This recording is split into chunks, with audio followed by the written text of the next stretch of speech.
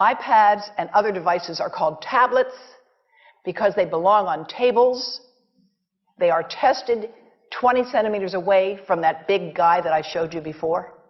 20 centimeters away. They are not approved to be held in the laps of little children, although millions of kids are having them now in schools because the people involved in educational technology and those involved in public health research are not talking to one another.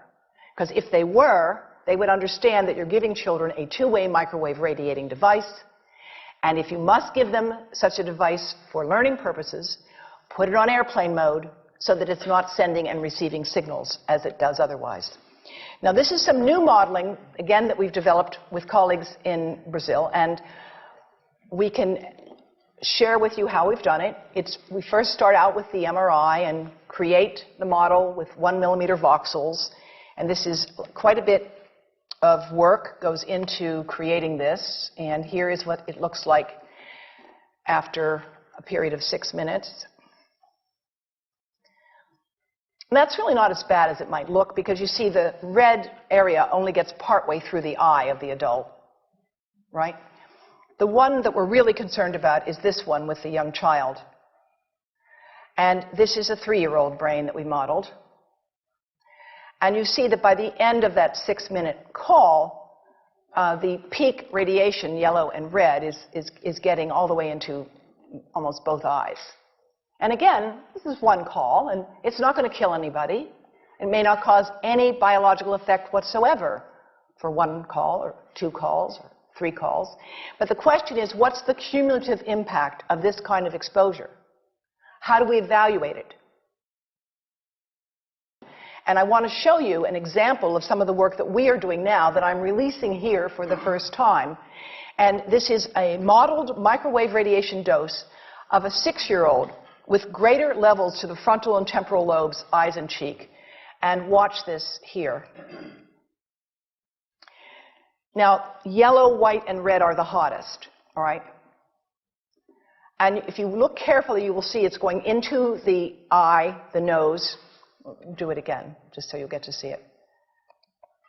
And partly into the brainstem. Now, that's just showing you that there's going to be some exposure into that area of a young head. It doesn't tell you that there's any biological effect, right?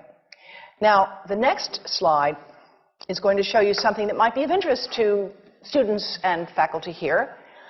And that has to do with exposure to the reproductive organs. We call them the gonads. I think you say the testicles. And bone marrow.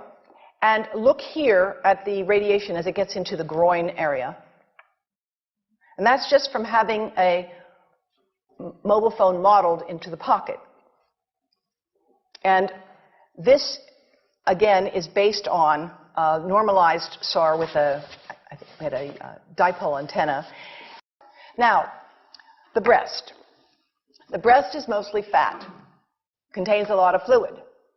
Things that contain fat and fluid cook faster in the microwave oven. Now, a cell phone can't cook anything, all right? Mobile phones do not pop popcorn. That was a fraud. They don't make any heat that we know of, otherwise they wouldn't be permitted.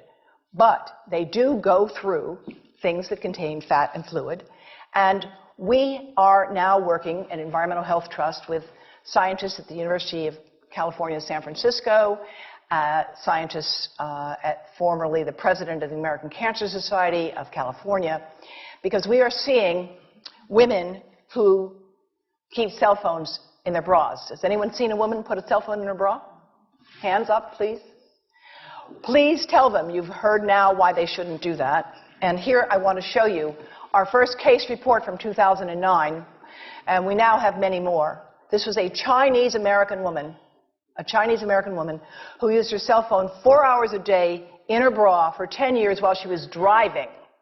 Now, and you drive with a phone on your body. The phone is smart. It's going to go from one tower to another, and it's going to say, here I am, where are you, here I am. And it's going to be going to max power each time it moves from one cell tower to another. And there it was right next to her chest. And the tumors that developed right under the antenna of the phone. unusual tumors.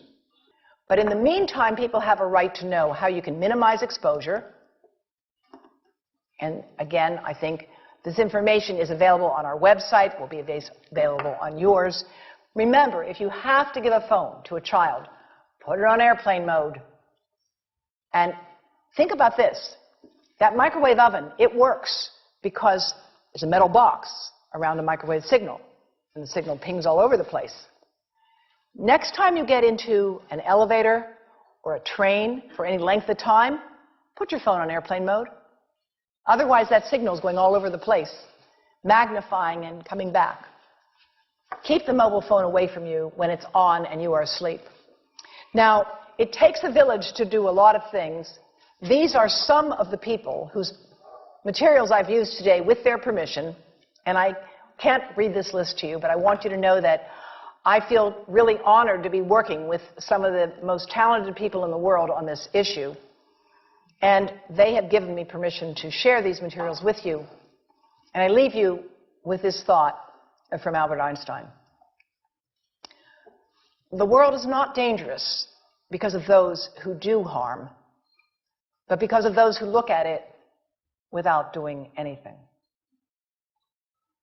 So, thank you.